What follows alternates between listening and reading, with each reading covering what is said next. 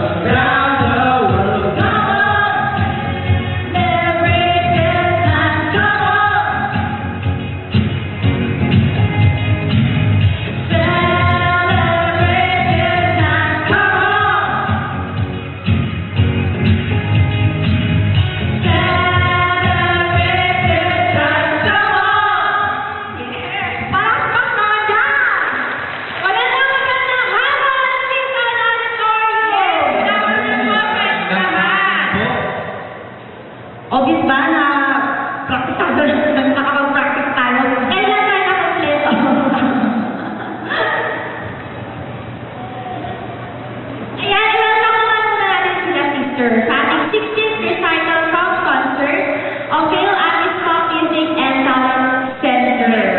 Ladies and gentlemen, I am Jordan and it is my honor to introduce to you our two brothers here, Romar and Aaron, for the first time ever in 16 years na nakikasaya sa concert kahit natin. Tama ka dyan, sis. And I am Phil Amis po pala.